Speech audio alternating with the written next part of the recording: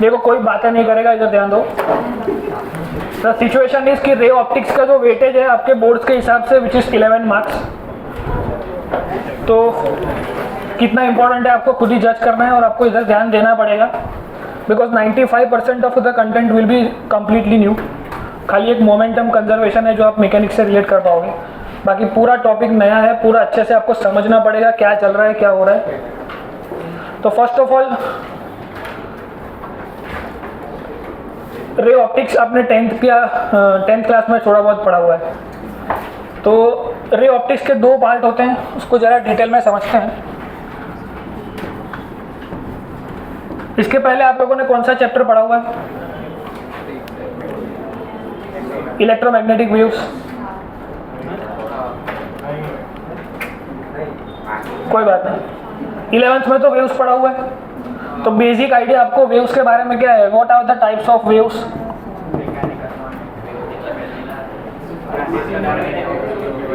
शांति रखो, कोई एक जन बोलेगा, सबको नहीं बोलना है। मार्कर 6000 बने वहाँ इंक रही।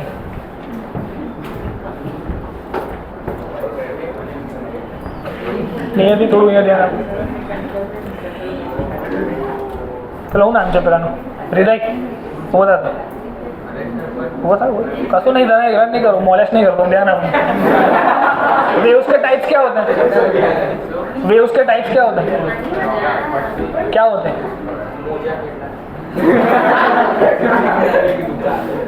मतलब दरियाई मोजे, तालाब के मोजे।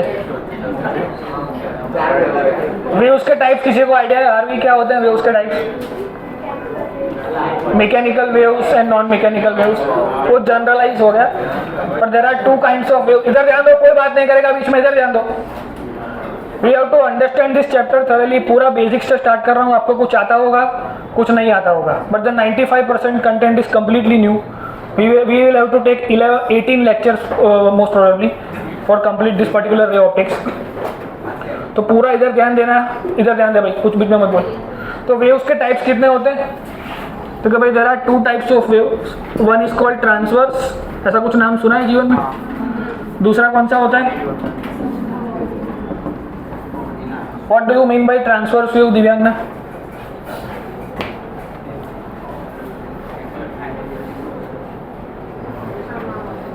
क्या कोई? तनिष, ट्रांसवर्स वेव प्रोपोगेट कैसे करते हैं?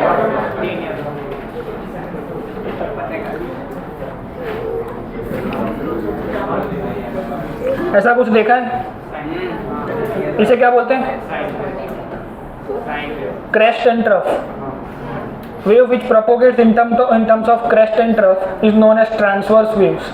कोई डाउट किसी को इसमें? अगर कोई वेव ऐसे मूव कर रहा है, अगर हम बात करें कि wave is moving with velocity of v या speed of wave is v, which means particle आगे जा रहा है कि वेव आगे जा रहा है? जब पहली बार वेव हमने पढ़ा तो ऐसा एग्जांपल लिया था कि कंसिडर अ वायर, इस वायर में ऐसे पल्स जनरेट करते हो, that is your transverse wave.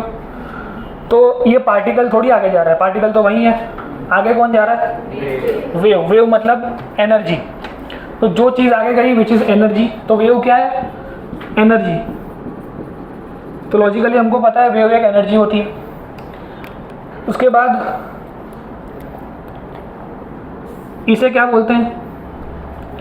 Distance between crest and trough को क्या बोलते हैं Niyati? What is the distance between crest and trough?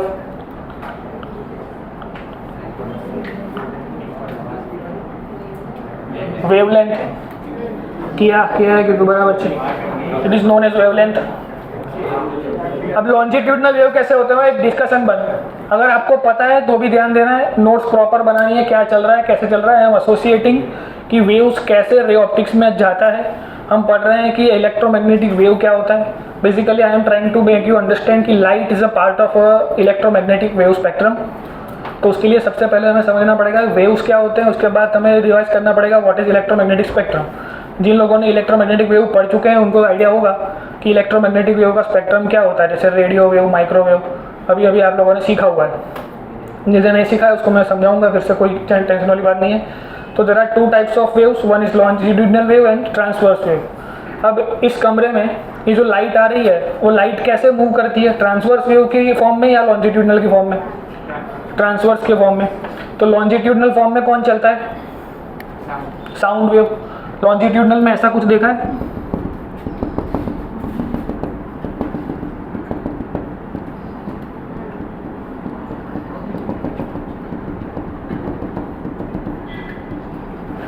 These are the kind of wave। एक होता है कंडेंसेशन एंड रेयरफेक्शन, ऐसा नाम सुना हुआ है? Wave which propagates in terms of crest and trough is known as transverse wave. Wave which propagates in terms of condensation and rarefaction is known as longitudinal waves. समझ में आ रहा है? ये 11th क्लास में हमने सीखा हुआ है टाइप्स ऑफ वेव, कौन कैसे प्रोपोगेट करता है। वेव प्रोपोगेट, पार्टिकल प्रोपोगेट नहीं करता है, कौन प्रोपोगेट करता है? एनर्जी प्रोपोगेट करती है। लॉन्जिट्यूडिनल वेव मतलब सपोज साउंड वेव की अगर बात करें तो it is example of longitudinal wave. अगर मैं बोलता हूँ तो यहाँ पे एयर एज अ मीडियम है, तो यहाँ पर जो एयर का पार्टिकल मैं बोलता हूँ तो वो पार्टिकल आपके कान में नहीं जा रहा है, आपके कान में जा रही है एनर्जी। समझ में आ रहा है? बट बोलने की वजह से जो एयर है उसमें डेंसिटी में चेंज आ रहा है, कहीं पे डेंसिटी इकट्ठा हो गई, that is called as condensation, कहीं पे थोड़े पार्टिकल्स दूर दूर चले गए, that is known as rarefaction. तो ऐसे वो साउंड वेव आगे जाता है, आप तक पहुंचता है। समझ में आ रहा है? तो वेव आगे जा रहा है मतलब स्पीड ऑफ वेव की अगर बात करता हूँ which means velocity of wave in energy. समझ में आ रहा है? साउंड वेव की एनर्जी क्या होती है? 344 मीटर पर सेकेंड आई थिंक। इसका एग्जाम्पल है साउंड वेव।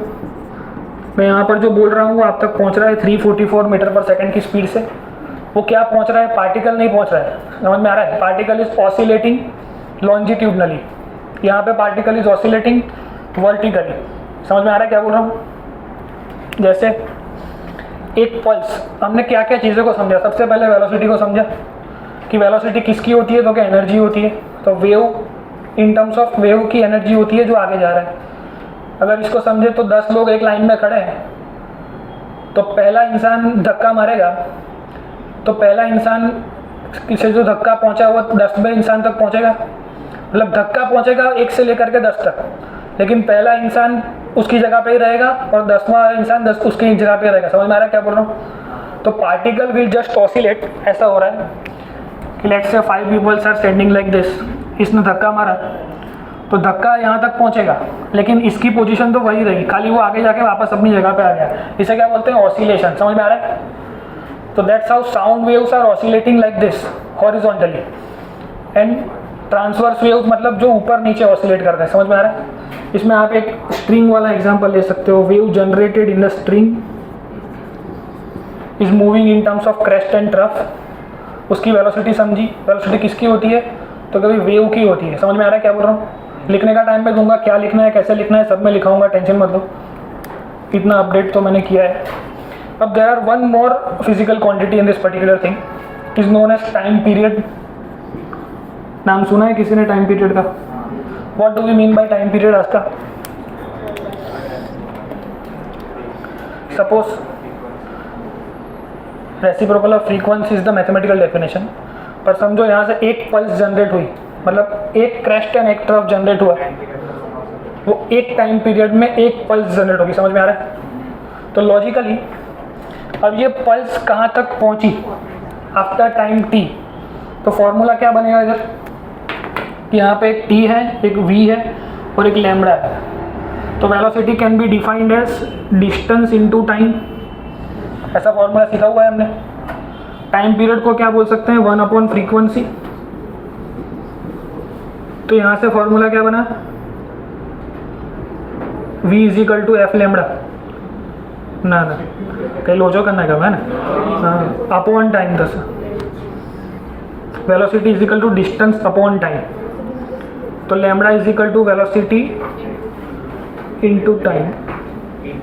तो एक ये फॉर्मूला बना, एक बना velocity = lambda into frequency. Logically समझ में आ रहा है? ये हमने वेव्स में सीखा हुआ है क्लास 11th में कि जब वेव आगे चलता है तो वेव नहीं चलता है, एक्चुअली पार्टिकल जो होता है वो मोशन करता है ऊपर नीचे। तो पार्टिकल ऑसिलेटरी मोशन करता है और वेव प्रोपोगेट करता है। समझ में आ रहा है? तो वेव आगे जाएगा, ट्रांसवर्स वेव आगे जाएगा। इसका एग्जांपल हो सकता है light wave, wave generated in the spring इसका एग्जाम्पल हो सकता है sound wave, which means suppose एक एग्जाम्पल समझो, सपोज एक नाम से पिलानो तिलक, अगर इस रूम में वैक्यूम कर दिया जाए तो क्या आपको आवाज़ सुनाई देगी कि लाइट दिखाई देगी? लाइट दिखाई देगी पर आवाज़ नहीं सुनाई देगी। उसका मतलब क्या हुआ कि वॉइस साउंड वेव जो है वो मैकेनिकल वेव है, it will need a medium to propagate. लेकिन जो एयर के अर्थ के बाहर चले जाओ तो वैक्यूम है, लेकिन लाइट तो पहुंच रही है यहाँ तक। मतलब लाइट एक ऐसी वेव है जो नॉन मैकेनिकल वेव है, समझ में आ रहा है? और लॉन्जिट्यूडनल मतलब इसका एग्जांपल बहुत सारे हो सकते हैं। Wave generated inside a spring, कैसी एक स्प्रिंग होगी, इसको ऐसा एक जगह से थोड़ा प्रेस करके छोड़ देंगे तो ऐसी स्प्रिंग आगे चली जाएगी, समझ में आ रहा है? तो वो आगे ज़्यादा जाएगा, लेकिन वो पार्टिकल, ये जो प्रॉपर पार्टिकल है वो अपनी जगह नहीं छोड़ेगा, समझ में आ रहा है? तो you have to just remember कि वेव आगे जाता है तो वेव की वेलोसिटी होती है, तो वेव एक एनर्जी है जो आगे जा रही है, लेकिन पार्टिकल जो है वो अपनी जगह पे ऑसिलेटरी मोशन कर रहा है। क्या कर रहा है? ऑसिलेटरी मोशन कर रहा है। तो there are two types of wave, transverse and longitudinal. ये हमने वेव के बारे में समझा, लॉजिकली 11th क्लास का टॉपिक है, लेकिन हमको समझ में आना चाहिए कि वेव क्या होता है। तो इतना सबको क्लियर है क्या हो रहा है? तो हेडिंग डालो। अभी रे ऑप्टिक्स स्टार्ट नहीं हुआ है, हमको सिर्फ रिवाइज करना है। एक बेसिक्स जो चाहिए रे ऑप्टिक्स को पढ़ने के लिए उसको पहले क्लियर कर रहे हैं। तो हेडिंग लगेगा रे ऑप्टिक्स चैप्टर का नाम, उसमें लगाओ waves.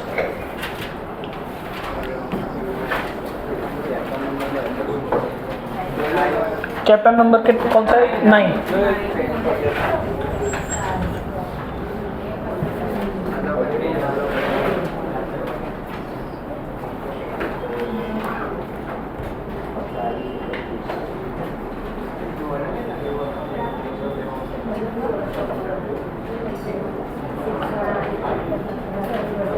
To understand the light, we have to understand waves.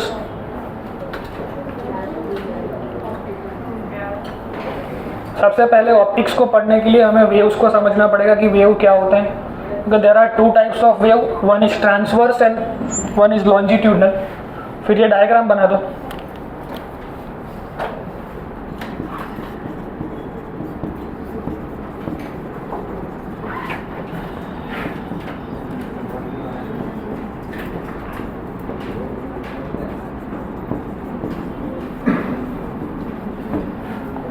Last तक दिख रहा है मानव कोई इश्यू?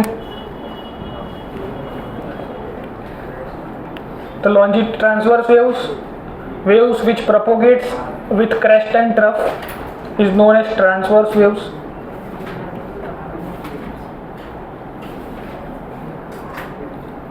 ये सब आपने लिखा हुआ है, खाली जल्दी जल्दी उसका मतलब लिख लो कि क्या क्या होता है।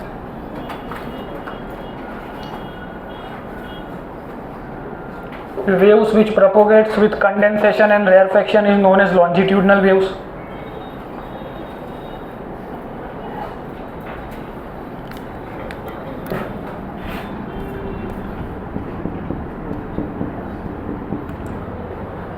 रे ऑप्टिक्स के लिए आपको शायद दो अलग अलग कलर की पेन हो तो अच्छा रहेगा, because all the diagrams are very important.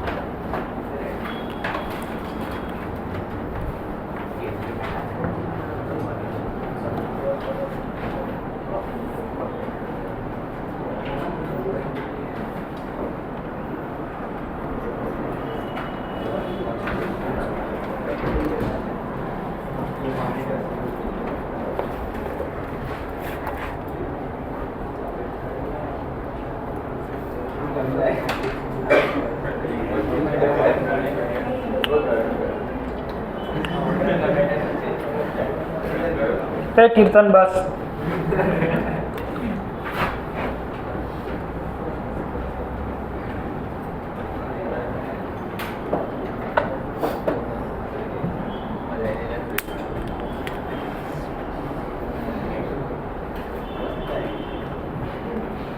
लिख लिया? तो आपको खाली डायग्राम पता होना चाहिए। ट्रांसवर्स वेव क्या है, लॉन्जिट्यूडिनल वेव क्या है, वेव की वेलोसिटी क्या होती है।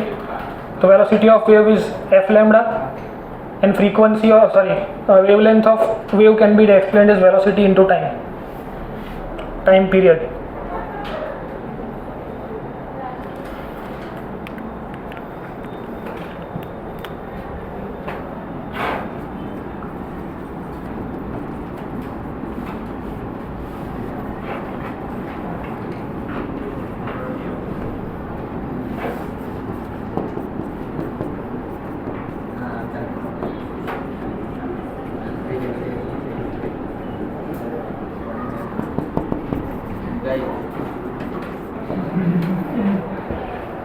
सूरज वारियन का बाजार खबर पड़ेगी। उसके बाद सबने लिख लिया।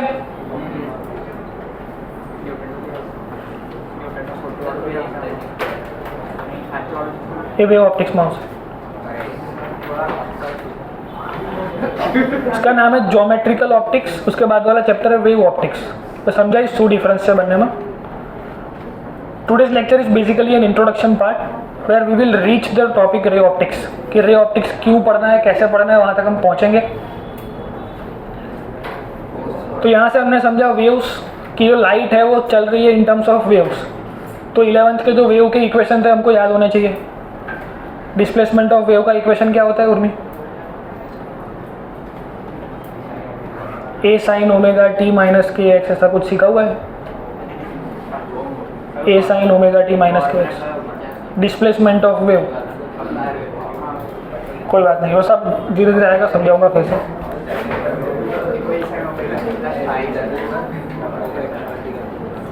चलो लिख लिया है तो इधर ध्यान दो फिर से। Now optics is basically study of light, we know that. I બધું બોલીશ, ખબર ના કશું કશું છોડું નહીં, एक वस्तु भी लिखा है अगर नहीं मोकलू बना हुआ। Optics is basically study of light and we know that light is a part of electromagnetic wave spectrum. किसी को याद है पूरा इलेक्ट्रोमैग्नेटिक वेव का स्पेक्ट्रम? इलेक्ट्रोमैग्नेटिक वेव मूव कैसे करते हैं वो सबको आइडिया होगा? तनिष फालतू नहीं बच्चे, कोई बकवास ना करिस, बहुत इंपॉर्टेंट चैप्टर है।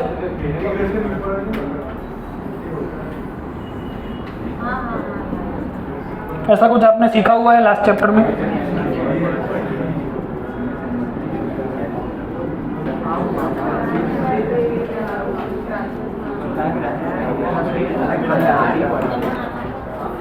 E by B is equal to C, ऐसा कुछ सीखा है? कोई बात नहीं, इधर ध्यान दो, बातें बंद। जिन्होंने नहीं सीखा है उनके लिए एक बार रिपीट कर देता हूँ। इलेक्ट्रोमैग्नेटिक वेव जो होता है वो ऐसे चलता है कि जैसे हमने सीखा कि light is electromagnetic wave and वो कैसे मूव करता है, तो इन terms of transverse wave move करता है। उसमें इलेक्ट्रोमैग्नेटिक वेव में दोनों कंपोनेंट होते हैं, इलेक्ट्रिक फील्ड और मैग्नेटिक फील्ड। दोनों एक दूसरे को परपेंडिकुलर होते हैं। लॉजिकली इसको देखा जाए तो इलेक्ट्रिक फील्ड ऐसे है, उसके परपेंडिकुलर मैग्नेटिक फील्ड ऐसे है। लॉजिकली समझ में आ रहा है क्या बोल रहा हूँ? तो इलेक्ट्रिक फील्ड ऐसे चलेगी, मैग्नेटिक फील्ड ऐसे, और वेव चलेगा ऐसे। समझ में आ रहा है? Speed of light, electromagnetic wave speed of light से चलेगा और उसको चलने की जो पैटर्न है विच इज ट्रांसवर्स वेव। समझ में आ रहा है?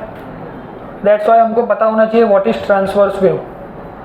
लॉजिकली कनेक्शन समझ में आ रहा है? बिकॉज इलेक्ट्रोमैग्नेटिक वेव का ही पार्ट है लाइट, तो हमें पता होना चाहिए कि वो कैसे मूव कर रहा है, उसके अंदर कौन कौन से कंपोनेंट है। तो उसके अंदर एक कंपोनेंट है इलेक्ट्रिक फील्ड, एक कंपोनेंट है मैग्नेटिक फील्ड। सबसे पहले जब हमने 12th क्लास चालू किया था तो समझाया था कि electrostatics where charge will be at rest. फिर चैप्टर नंबर 3 से when charge move at constant velocity, तो वो करंट इलेक्ट्रिसिटी बनता था, चैप्टर नंबर 4, 5, 6, 7। उसके बाद चैप्टर नंबर 8 इलेक्ट्रोमैग्नेटिक वेव्स कब जनरेट होते हैं, जब इलेक्ट्रॉन एक्सेलरेट करता है। वो सारा चैप्टर आपको समझाया जाएगा प्रॉपर्ली। पर जिन लोगों ने समझा हुआ है उनके लिए ये प्रॉपर लॉजिक है कि इलेक्ट्रिक फील्ड और मैग्नेटिक फील्ड परपेंडिकुलरली चलते हैं एक दूसरे के, ऐसे परपेंडिकुलर होते हैं एक दूसरे के, और जो वेव होता है वो ऐसे प्रोपोगेट करता है। समझ में आ रहा है? तो particles are oscillating like this but wave is moving like this. तो उसको समझाना है वैसा समझा सकते हैं कि इलेक्ट्रिक फील्ड ऐसी है, मैग्नेटिक फील्ड परपेंडिकुलरली आउटसाइड, और वेव ऐसे चल रहा है। सबको समझ में आया क्या लिखा है? अब लॉजिकली इलेक्ट्रोमैग्नेटिक स्पेक्ट्रम क्या होता है, ऐसा कुछ कराया था, रेडियो वेव्स। उसके बाद कौन सी आती है? माइक्रोवेव्स।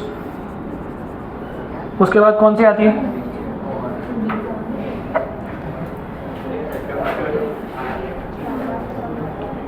इंफ्रारेड। इंफ्रारेड के बाद क्या आता है?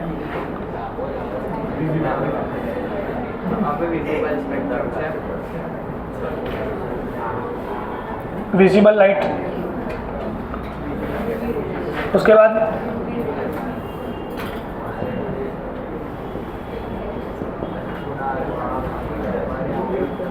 चल इधर ध्यान दे, इसको याद कैसे रखना है इधर ध्यान दो। फर्स्ट ऑफ ऑल रेडियो जो होता है, रेडियो देखा है जीवन में? रेडियो नहीं जो वादा नहीं, इधर ध्यान दो, बातें बंद, समझो इधर, इधर ध्यान दो, बातें बंद।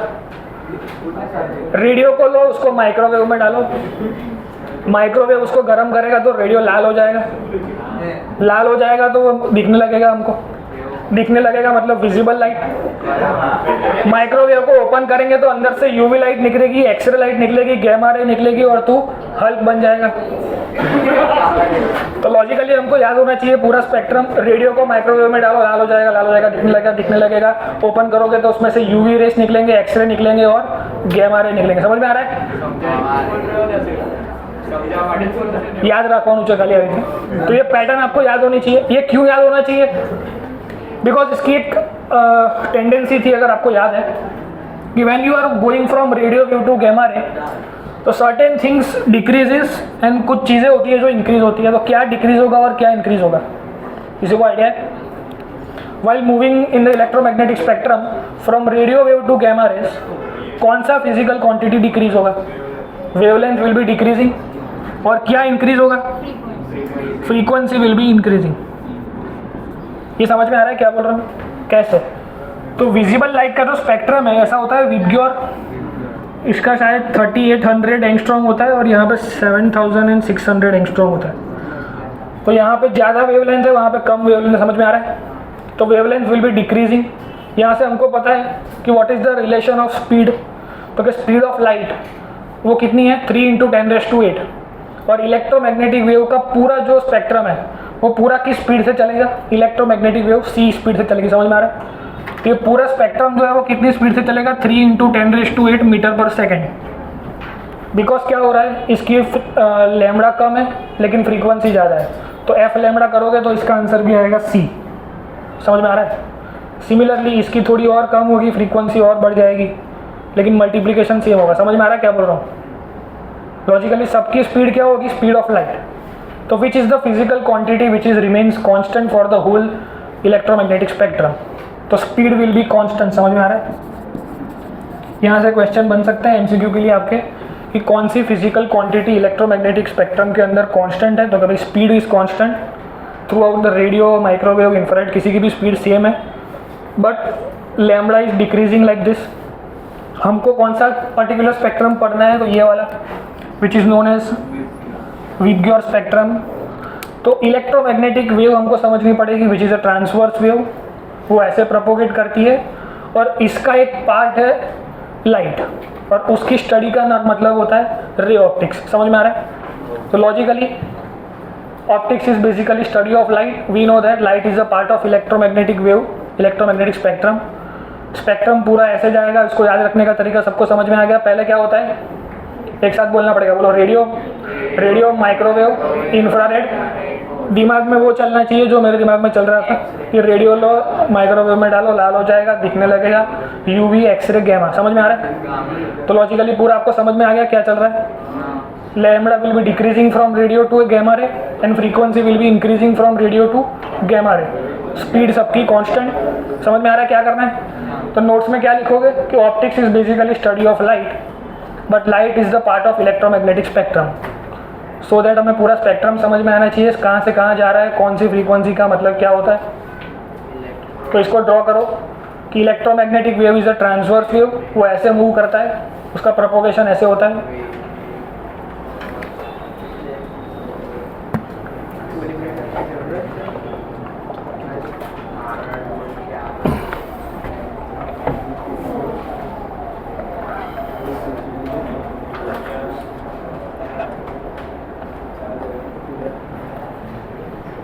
एक फैक्ट भी लिखना है तो लिख दो कि लाइट को सन से अर्थ पे ट्रैवल करने के लिए, यहाँ पे तो एक ब्लिंक ऑफ आई में यहाँ पे आ गई लाइट, 8 मिनट 20 सेकेंड, 8 मिनट रखना। यहाँ पे तो जैसे ही लाइट ऑन करते हैं स्विच, वैसे तुरंत लाइट आ जाती है। लाइट तो सबने देखी है, दिख रही है सबको। Light is the that part, ये पूरा लिख लो फिर लिखवाता हूँ।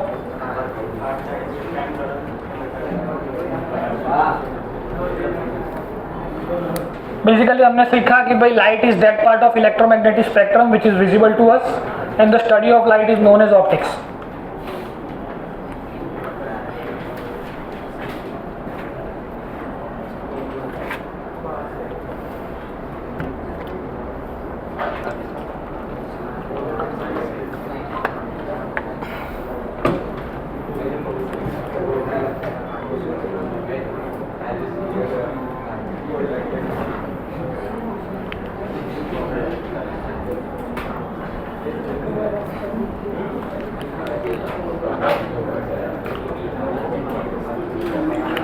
It takes 8 minutes and 20 seconds to reach light from sun to earth.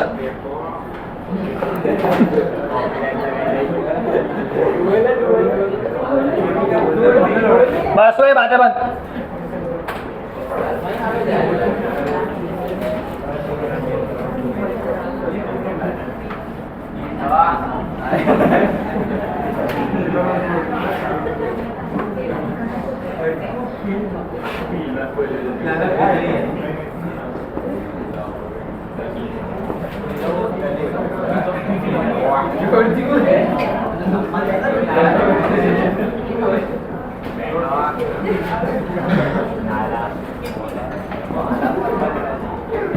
तो simple definition of optics and simple definition of light सबको समझ में आ गया.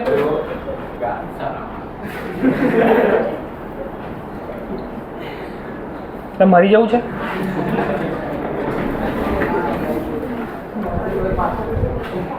અહીં આવી જાય એવી થાય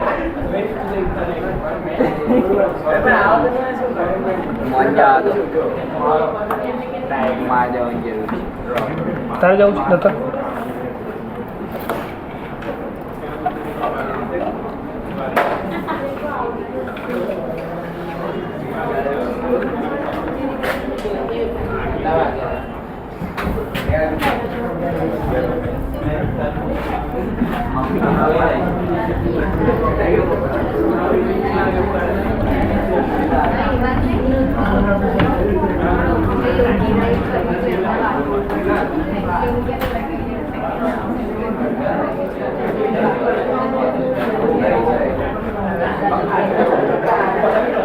तो ये तनिष बस लाओ, एक किसी की आवाज नहीं चाहिए, इधर ध्यान दो.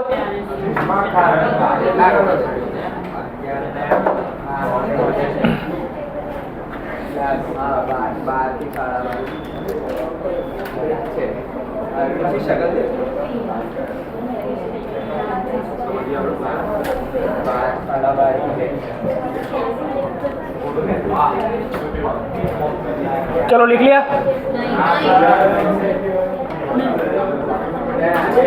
Light is a part of electromagnetic spectrum which is visible to अस.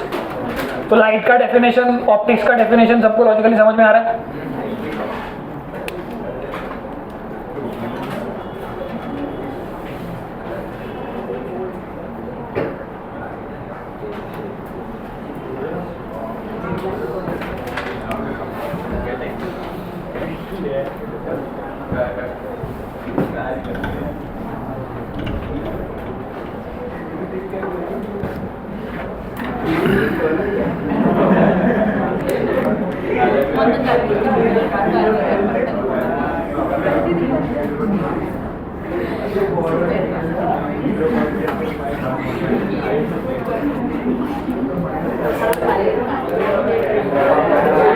चलो इधर ध्यान दो.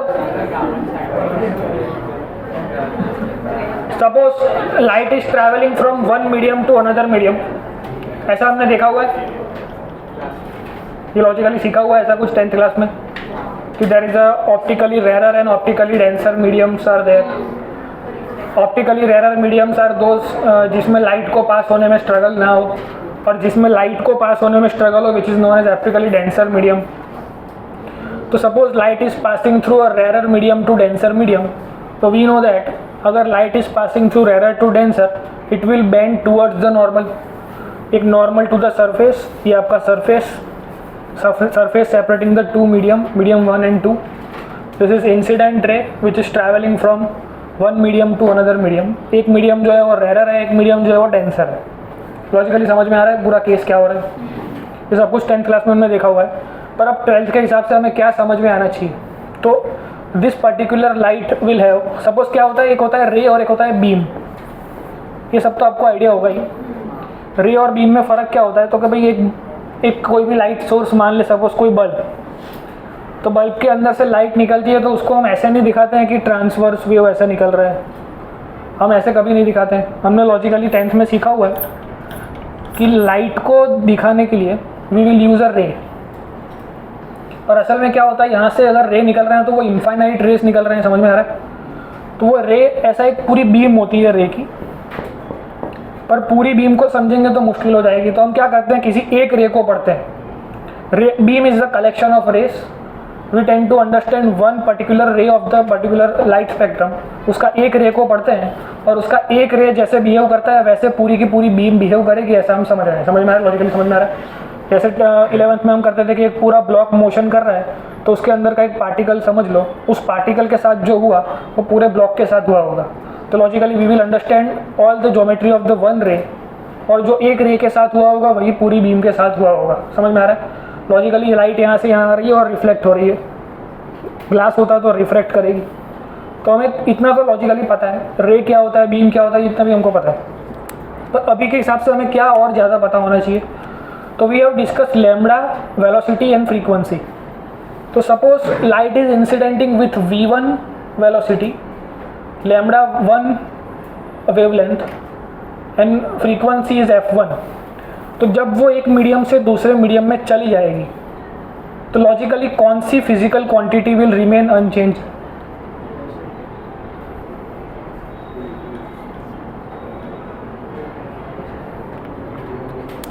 कहीं तो बोलो वेलोसिटी, कहीं भी बोलो, कुछ तो बोलो, रॉन्ग तो रॉन्ग। केस सबको समझ में आ रहा है, light is passing through one medium to another medium. तो velocity, lambda and frequency, it will have 3 particular physical quantities. हमने सीखा लाइट चल रही है तो उसकी कुछ वेलोसिटी होगी, लाइट इज एनर्जी, उसकी कुछ वेवलेंथ होगी, उसकी कुछ फ्रीक्वेंसी भी होगी।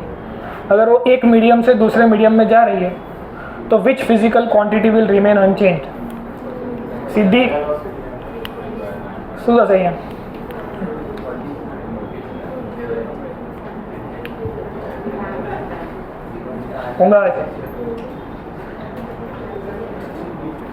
तो बोलो घर तो नैन सही। देखो ये रेरर मीडियम, ये डेंसर मीडियम। तो लॉजिकली हमको पता है कि इसका रिफ्रैक्टिव इंडेक्स कुछ होगा, इसका भी कुछ होगा। स्पीड ऑफ लाइट विल, ए भाई वो कौन सा डॉक्टर वाइब्रेट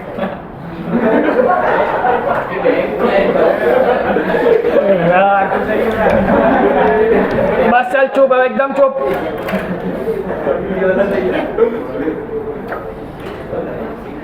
इधर ध्यान दो, बस बस ओए।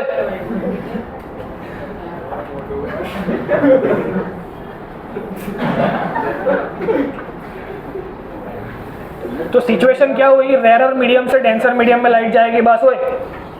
तो हमको पता है कि this is optically rarer and this is optically denser.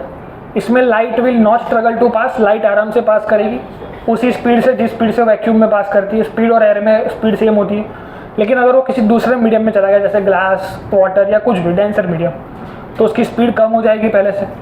समझ में आ रहा है। तो velocity will decrease, velocity decrease हुई तो उसका डिस्टेंस भी डिक्रीज होगा। समझ में आ रहा है क्या बोल रहा हूँ। तो डिस्टेंस यहाँ पे क्या है, वेवलेंथ, तो उसका एक पल्स आगे बढ़ने का डिस्टेंस भी चेंज हो जाएगा इसके अंदर। लेकिन what will remain unchange is the frequency, because 1 second तो यहाँ पे भी होगी, 1 सेकंड तो यहाँ पे भी होगी, तो उसका प्रोपोगेशन टाइम जो है विच विल रिमेन सेम। समझ में आ रहा है। Frequency remains constant while light is passing through one medium to another medium. समझ में आ रहा है। बहुत बार पूछा गया क्वेश्चन है कि कौन सी फिजिकल क्वांटिटी सेम रहेगी, तो फ्रीक्वेंसी विल बी सेम। इसमें से एम्स का एक क्वेश्चन है कि सपोज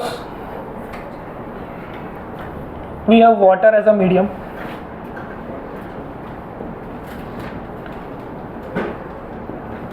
वाटर के नीचे ग्रीन कलर का बल्ब लगा दिया या फिर रेड कलर का बल्ब लगा दिया, जो भी आपको पसंद है उस कलर का बल्ब लगा दो नीचे। An observer is standing here, अगर ऑब्जर्वर इसको ऑब्जर्व करेगा तो उसको ये ग्रीन लाइट कैसी दिखेगी, मतलब ग्रीन दिखेगी, लाइट मतलब ग्रीन, ब्लू और येलो, क्या दिखेगा उसको?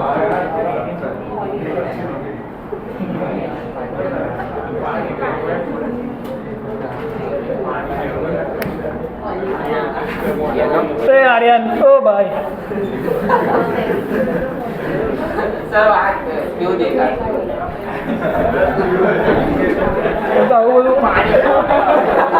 पानी क्लिस्टर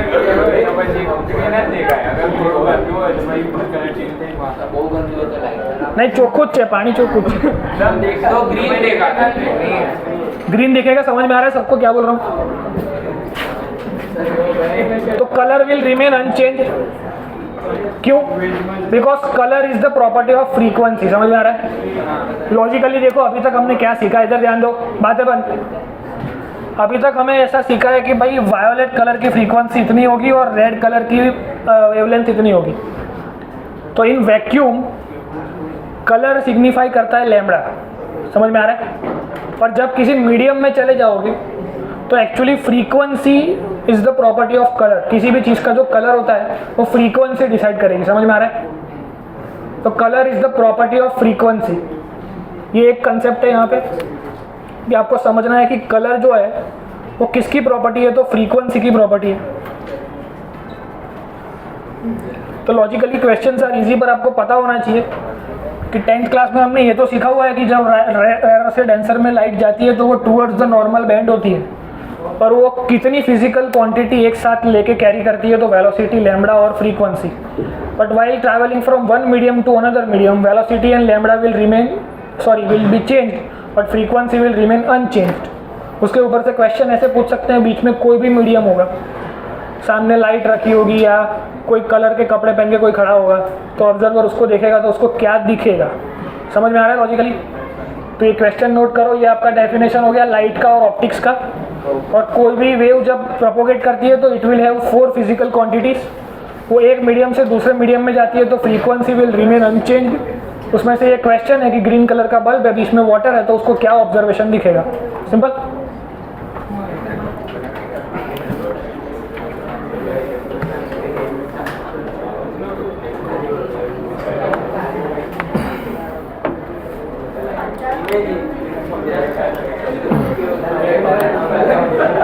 बातें बंद हुई।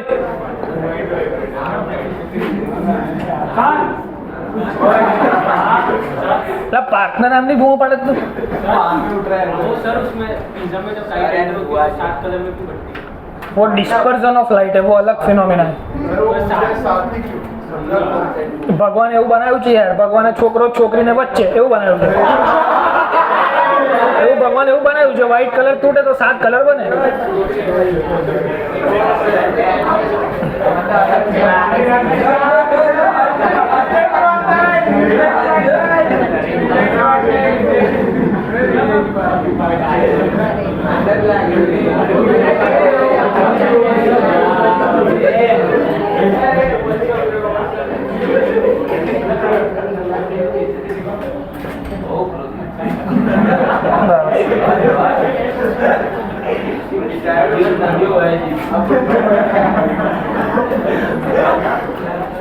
इसी के कंटिन्यूएशन में इसको लिखना। तो ये जब बातें बंद हो चुप एकदम। V1 is equal to F lambda formula होता है, तो V1 is equal to F1 lambda 1, V2 is equal to velocity in medium 1 will be known as F1 lambda 1, velocity in medium 2 will be explained as F2 lambda 2। But we know that दोनों का frequency same है, तो दोनों को F1 लिख सकते हैं। समझ में आ रहा है? दोनों का रेशियो ले लूंगा तो क्या होगा, V1/V2 equal to lambda 1/लैम्बडा 2।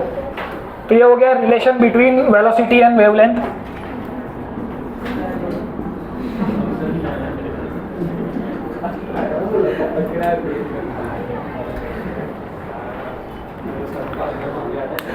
This is the most important aspect for your GUJCET MCQ part के लिए कि आपको 2 फ्रीक्वेंसी या 2 लैम्बडा दिया होगा, एक मीडियम का वेलोसिटी दिया होगा तो दूसरे का वेलोसिटी मिल सकता है। वेवलेंथ पूछा है तो आपको वेवलेंथ मिल सकती है। समझ में आ रहा है कि यहाँ से एमसीक्यू सॉल्व होंगे। तो इसको एमसीक्यू का हेडिंग लगा के ये पूरा थियरी लिखना है आपको कि frequency remains unchanged while moving from one medium to another medium. And colour is the property of frequency and not wavelength. तो गलती से यहाँ से हमने देखा हुआ है कि भाई when wavelength changes colour changes, तो ये सिर्फ वैक्यूम के लिए होता है। अगर क्वेश्चन है वो पूछा है कि in vacuum colour is the frequency of wavelength, तो right, but colour is the property of actually frequency. समझ में आ रहा है? तो for all general case colour is the property of frequency, पर in the vacuum colour is the property of wavelength. ये same question NEET में पूछा हुआ है बहुत बार।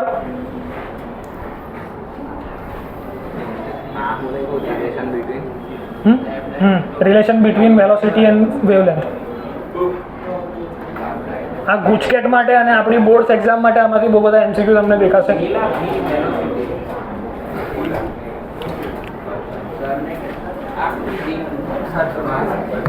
मतलब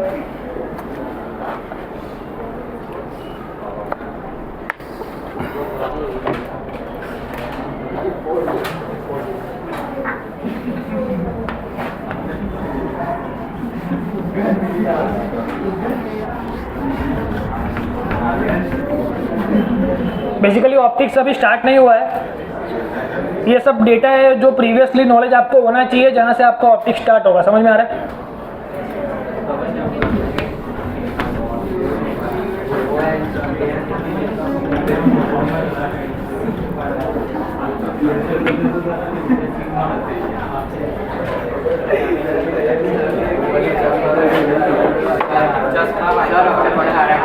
मतलब अक्षर थोड़ा हारा करो, ट्राई करो, अंडरस्टैंडेबल एक बार ओके। देखो वी आर ट्राइंग कि जो ये लेक्चर्स हो रहे हैं वो आपको सिर्फ अंडरस्टैंडिंग पर्पस से ना हो, यहाँ से कुछ क्वेश्चन भी आपके सॉल्व होने चाहिए, आपको समझ में आना चाहिए हाउ टू सॉल्व क्वेश्चंस। तो उसके लिए जो चीज़ें ऐसी हैं जो हमें फोकस में नहीं आती, सब कुछ लिखा हुआ होता है एनसीईआरटी के अंदर, लेकिन वो फोकस से थोड़ा बाहर रह जाती है, तो उसका अलग से अच्छे से नोट्स बना के लिखो कि ये ज़्यादा फोकस्ड है, यहाँ से क्वेश्चन ज़्यादा आते हैं। समझ में आ रहा है क्या लिखना है? लॉजिकली इसके अंदर आपने क्या लिखा होगा कि when the light is propagating from one medium to another medium, frequency is the physical quantity which remains unchanged, and it logically explained color of the particular thing is the property of frequency only। वो ऐसे question पूछ सकते हैं या फिर lambda के question आ सकते हैं। मतलब वैक्यूम वर्ड देखा है तो हमारे दिमाग में आना चाहिए कि in vacuum only colour will be represented by lambda. समझ में आ रहा है?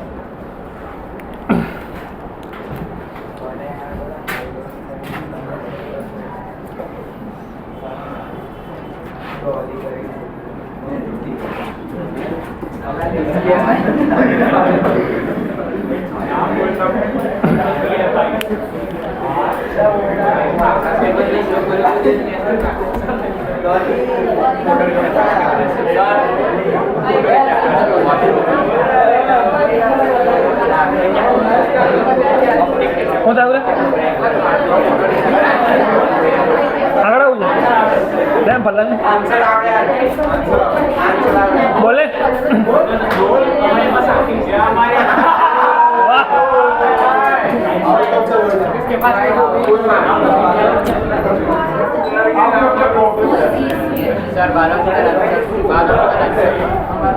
नहीं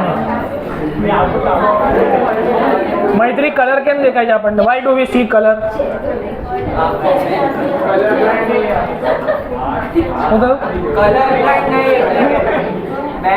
okay Aashka, why do we see color?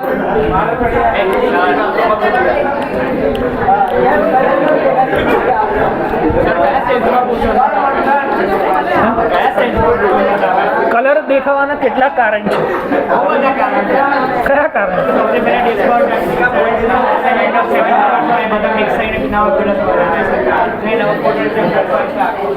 कोई बात नहीं, चलो इधर ध्यान दो, बातें मन एकदम चुप, एकदम चुप हुए बस। वो भी नानपण मना दो, तू भी नाना दो। पीવાનું પાણી બદલાવે એ આવે એટલે પહેલા એને પીડાવો પછી હું કહું। ચલો જલ્દી ध्यान दो, बातें बंद હોય। अनलिमिटेड टाइम नहीं, આપણે ખાલી ફટાફટ ઇન્ટ્રોડક્શન જોવાનું છે કે બધી વસ્તુ શું થઈ રહી છે। इधर ध्यान दो। ये पार्थिव ने कौन से कलर का शर्ट पहना है, टी शर्ट पहना है? Maroon, invisible. देखो यहाँ पे आजू बाजू देखो तो आपको सबके कलर दिखेंगे। जैसे कीर्तन ने व्हाइट कलर का कुछ पहना हुआ है, अंदर शू પહેર્યું છે એવું નહીં પૂછ્યું, બહાર શું પહેર્યું છે એવું પૂછ્યું। તો इधर ध्यान दो भाई, चुप एकदम। ए बस ओए बस, આટલું બધું ભાવનાઓમાં નહીં વહી જવાનું પાછા। इधर ध्यान दो। तो why do we see colour? तो असल में क्या होता है, जब लाइट आती है तो वो 7 कलर मतलब पूरा वाइट कलर आता है। तो वाइट कलर जब किसी भी कलर पे पड़ता है तो वो चीज़ जिस कलर की होती है उसको वो रिफ्लेक्ट करती है। समझ में आ रहा है? Suppose this bottle is green, तो ये मुझे ग्रीन ही क्यों दिख रही है? इसके ऊपर तो वाइट लाइट गिरी तो ये मुझे वाइट दिखना चाहिए, पर इसके ऊपर पूरे के पूरे 7 कलर्स पड़ेंगे पर it will reflect green colour. हमने अभी अभी सीखा कि लाइट इज एनर्जी, तो बाकी के 6 कलर को ये क्या करेगा, एब्जॉर्ब करेगा, और ग्रीन कलर को ये रिफ्लेक्ट करेगा। समझ में आ रहा है? तो by the phenomena of reflection, हमको बचपन से पता है कि रिफ्लेक्शन से हमें चीज़ें दिखती हैं, पर ऐसा क्यों होता है? White colour is consist of 7 different colours, हमको पता है। तो वो पूरे 7 कलर्स इस बोर्ड पे पड़ रहे हैं, लेकिन ये जो लिखा हुआ है वो ब्लू कलर को रिफ्लेक्ट कर रहा है। That's why you can see it blue. समझ में आ रहा है? सुनो भाई, એમાં આવું છે, આને કહેવાય ઇંગ્લિશ, આને કહેવાય યુકે ઇંગ્લિશ। थोड़ी વાર લાગશે, આવડી જશે। तो इधर ध्यान दो, है लाल હોય તો એ લાલ કલરને રિફ્લેક્ટ કરે, બાકીના કલરને એબ્ઝોર્બ કરી લે।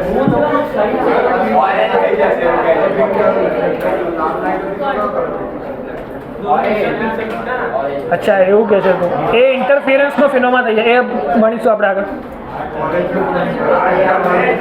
इधर ध्यान दो, बातें बंद, बस बस बस। अब तनिष्क ने थोड़ा रॉयल ब्लू कलर का शर्ट पहना है, आप सबको दिख रहा है, पर तनिष्क को बस बातें बंद, ओए चुप एकदम, ओए बस હવે યાર, હજી આખું ચેપ્ટર પૂરું કરવાનું છે આપણે, ઇન્ટ્રોડક્શનમાં છે, હજી ચેપ્ટર ચાલુ બી નહીં થયું, હજી શાંતિ રાખો।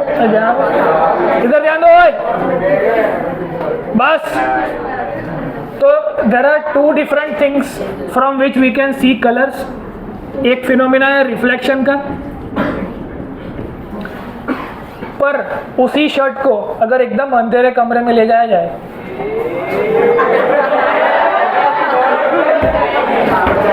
यार कोई जो के पहला आर्यन पाए थोड़ू पीड़ा પછી પી અલા ભરોસો નહીં મારો આયા મને હરિયો में થોડું થોડું પી લા જો હરિયો પીજો ટેસ્ટ કરनी બરાબર છે એમ ઘરે ખબર નહીં ક્યું પાણી આપે ભરોસો बस चल इधर ध्यान दे। तो the first phenomena is known as reflection by which we can see colours.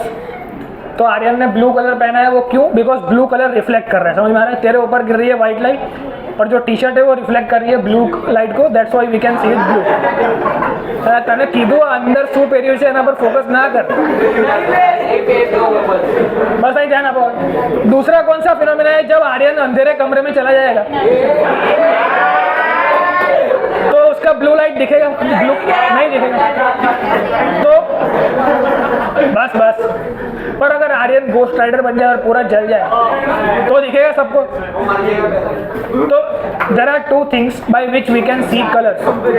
कोलसो है, कोलसो એને ગરમ कर लो, लाल लाल कर दो, एकदम लोखंड एकदम लाल गरम कर दो तो अंधाराમાં દેખાશે। समझ पड़े શું કહેવા માંગુ? So there are 2 particular things, one is reflection and one is radiation। તારી વાત નહીં, તું આર્યન છે, કોલસો કોલસો છે, બંને વસ્તુ અલગ છે। તો by which colours can be seen is one phenomena is reflection, one phenomena is radiation. तो रेडिएशन हम कहाँ पे पढ़ेंगे? हीट एंड थर्मोडायनेमिक्स में। रेडिएशन ऐसा होता है कि हर एक बॉडी जो हीट मतलब જે વસ્તુ જીવે છે, मतलब આપણે બધા જીવીએ છીએ તો આપણા બધાના બોડીમાંથી એક રેડિએશન નીકળે છે, but that radiation is not false under the visible light spectrum. समझ में आ रहा है? समटाइम्स रेडिएशन का जो वेवलेंथ होता है, बस ओए, रेडिएशन का जो वेवलेंथ होता है it falls under the visible light spectrum so that we can see that radiation. समझ में आ रहा है? इसको लिख सकते हैं hot iron rod, hot rod iron, क्या बोल सकते हैं इसको, hot iron rod.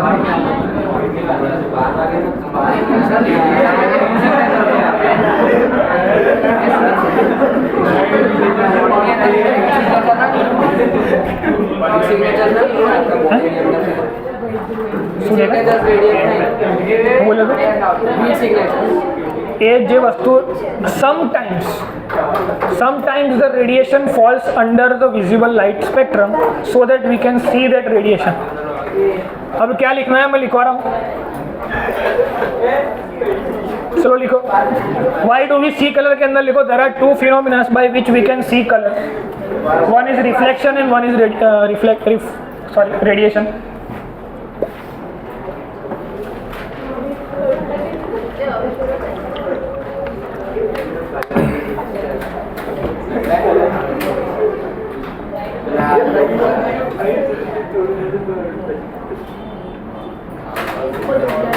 Why do we see color, एक क्वेश्चन है, उसका आंसर है we can see color by the two phenomena, one is reflection and one is radiation.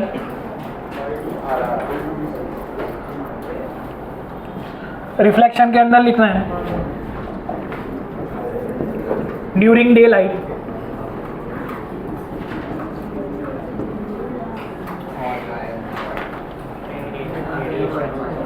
Object with a certain colour,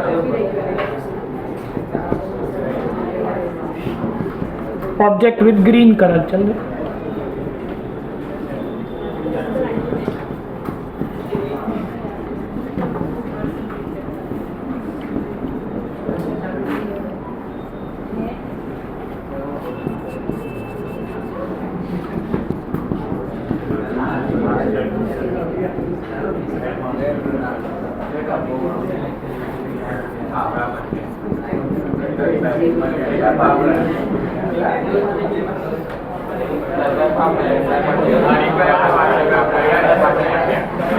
बस ओए बस ला भाई बस।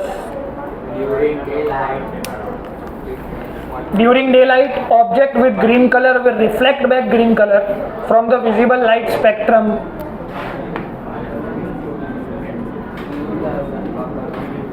So that we see it as green.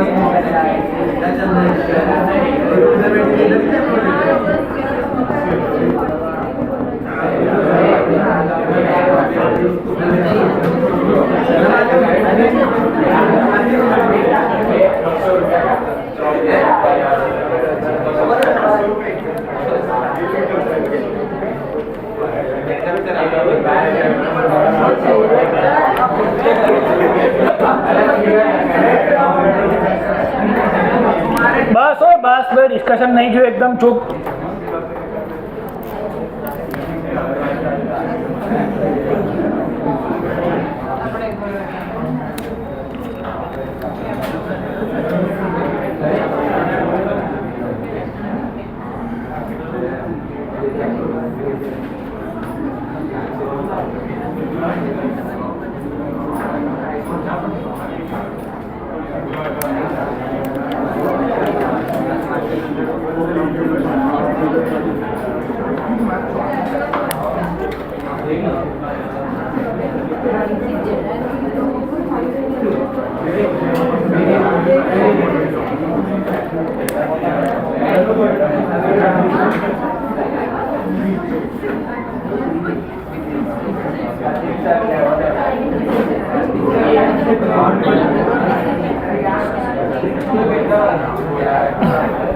चलो लॉजिकली सबको समझ में आ गया कि भाई कलर दिखने के दो कारण होते हैं, one is reflection, one is radiation.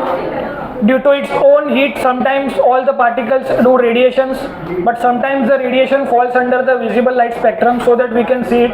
उसके दो एग्जांपल्स हैं. सबको समझ में आ गया क्या चल रहा है?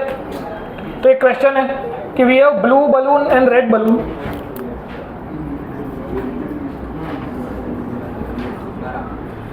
हमारे पास दो बलून है, एक ब्लू कलर का एक रेड कलर का. दोनों के ऊपर रेड कलर की लेजर को इंसिडेंट कराया गया. तो which balloon will burst first? Blue red both दोनों एक साथ फूट जाएंगे कि none of the above?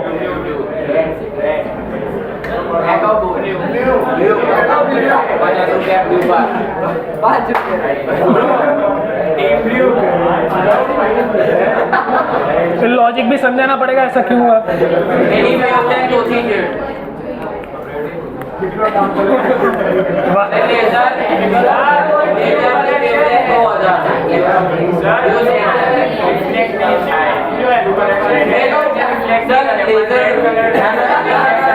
Laser लाल है रेड ब्लू ने रेड ना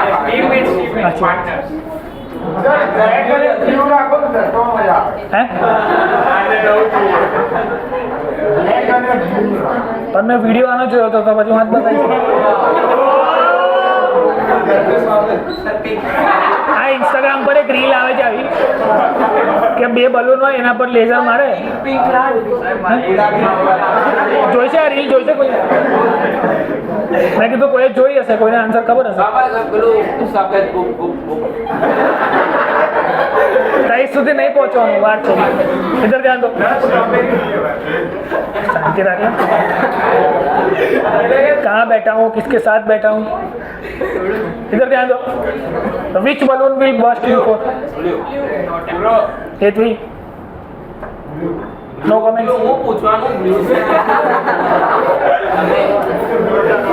वे तिलक કંઈક તો આન્સર છે. બ્લુ, બધા બ્લુ વાળા જ છે. કોણ બ્લુ ના સપોર્ટમાં છે? मैं कट तो कॉन्फिडेंस रखो ना ओए.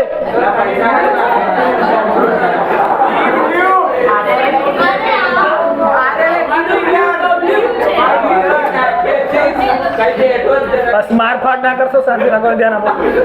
देखो तो लॉजिक इज सिंपल. हमने क्या सीखा कि कलर इसके ऊपर जो आ रहा है वो 7 कलर्स आते हैं.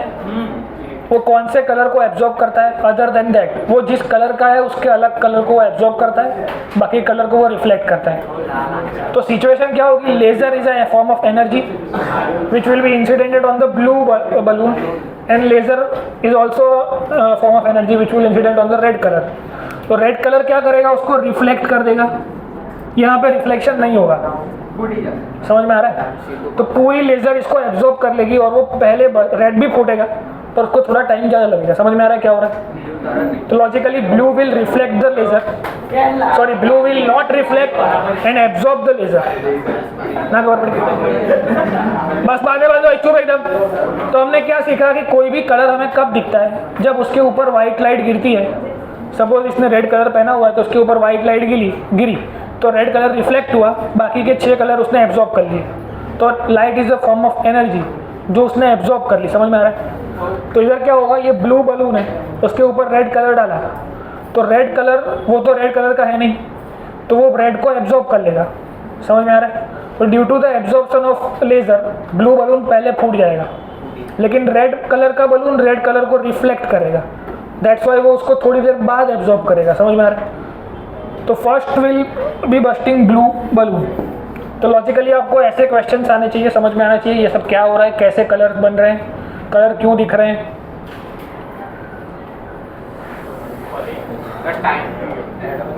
5 मिनट है ना जी.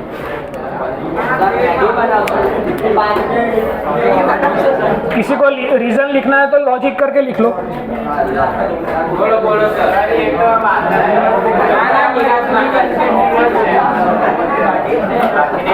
कि blue object blue object can reflect back only blue colour. बातें बंद हो. Blue object can reflect back only blue color so that it will absorb the red laser, and red object will be able to reflect the red laser so that it will burst later. Sorry. Okay, sir.